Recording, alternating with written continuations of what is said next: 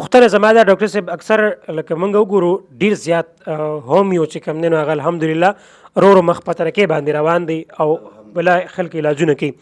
زما تپوس پوښتنه ډاکټر صاحب دنداره خاص پوښتنه کوم، مخکې ما دا کړي دي، اوس بیا دا پوښتنه وکړم.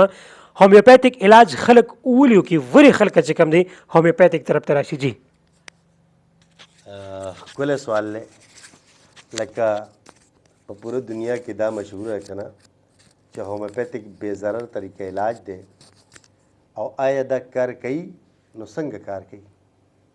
کار نه کوي نو بیا ولې خلک استعمال کوي؟ ولې موږ وایو چې پکار دا ده چې خلک هومیوپیتیک میډیسن یوز کړي؟ دا ښکلی سوال دی. داس چل چې حقیقت دغه دی چې هومیوپیتیک بې ضرر طریقه علاج دی، بالکل بې ضرر. خو ګورې داسې هم نه ده چې ته څنګه ستا خوښه یې ته هغه شان استعمالوه او تا ته به څه نه وي. هرګز داسې نه. په دې کې پوایزن دي، ښه، په دې کې زهر دي، په دې کې د کوبرا مار تر زهرو پورې زهر شته. د کوبرا مار خلک د نوم نوم یاري که نه شاګرد؟ نو د کوبرا مار زهر هم په دې کې شته. خو ګورې دا نه ده چې تاسو دې چې څنګه ستاسو خوښه یاسې به استعمالوي. نه، هومیوپیتیک بې ضرر طریقه علاج دا په دې پورې ویلی شي چې تا د ډاکټر د هدایاتو مطابق میډیسن یوز کړو نو تا ته که فایده در نه کړي، خدا نخواسته، نو نقصان درته نه در کړي. د دې څه خاص وجوهات دي. د ټول نه اهم وجه دا ده سوري چې هومیوپیتیک میډیسن پوټنټایز کیږي. پوټنسیز دې ته ځکه وایي چې دا پوټنټایز کیږي. پوټنټایزیشن نه مطلب دا دی چې د دې نه چې د کم جړی بوټي یا د هر څیز نه جوړیږي، ایون دا چې ګولډ نه پکې هم جوړیږي، د وایټ ګولډ نه پکې هم جوړیږي، او د وایټ ګولډ هغې په زه ګرته ملاویږي راته نه. بهرحال چې د هر څیز نه جوړیږي نو د دې نه بد اثر وباسلی شي په مشینانو باندې. او د دې چې کوم جدید مشینري نه تاسو سوچ هم نشئ کولی. الوپیتیک لیبارټریز ته خو زه نه یم تللی چې کوم ځای کې دا ډیولپ کیږي، او هومیوپیتیک ته زه تللی یم. نو دا چې کوم په جدید ترین مشینانو باندې جوړ کیږي نو د دې نه بد اثر چې کوم دی دا ختم شي او سم اثر پکې پرېږدي. نو ځکه موږ وایو چې هومیوپیتیک استعمالول پکار دي.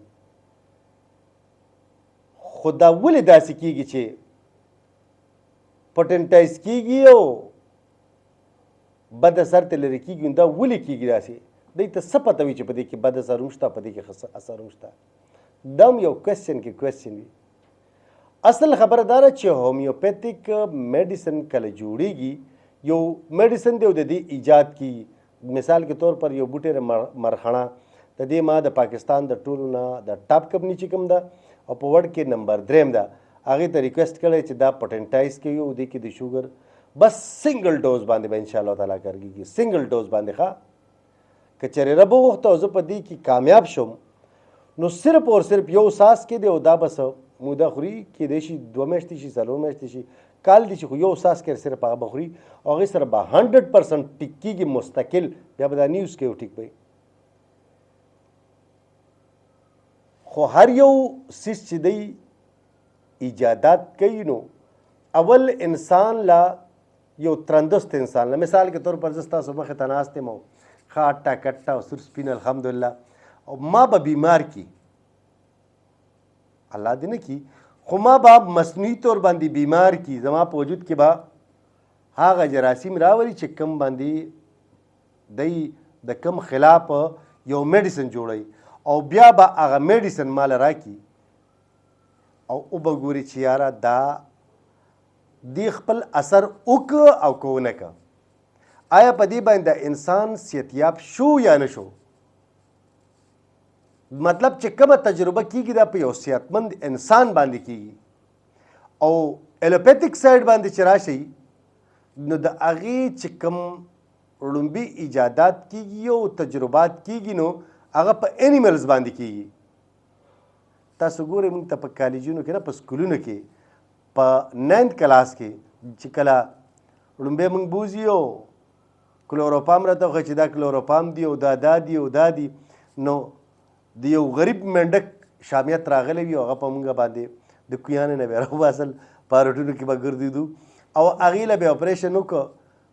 داسې هر یو څیز چې دی په الوپیتک کې چې ایجادېږي نو د دې تجربات کېږي په اینیملز باندې. دې کې اوس تضاد دی.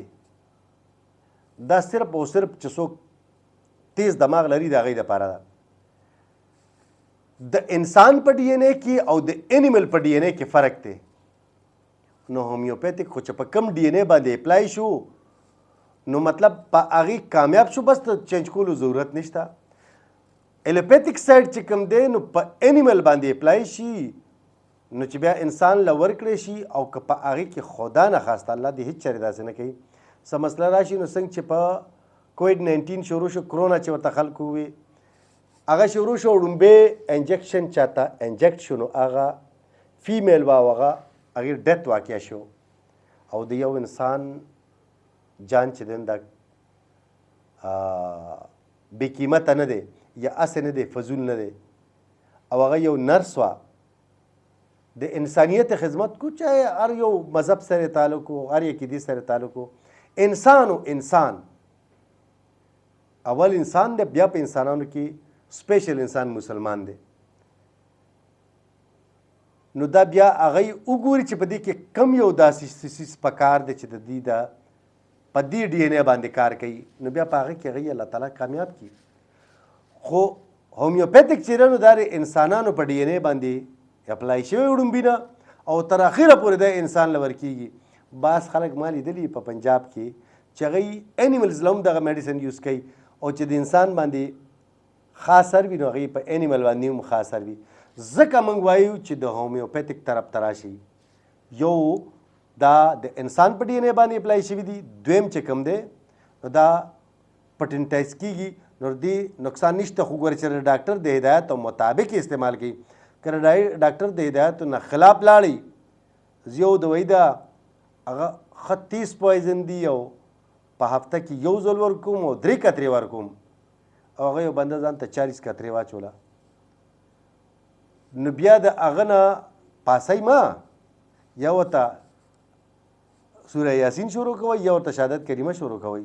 هغه بیا زیر دنیا نه هغه ډېر تیز پوایزن دي.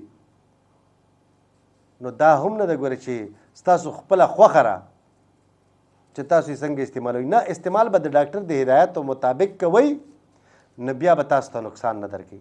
او که تاسو خپله خوښه کوئ نو بیا پکې نقصان شته.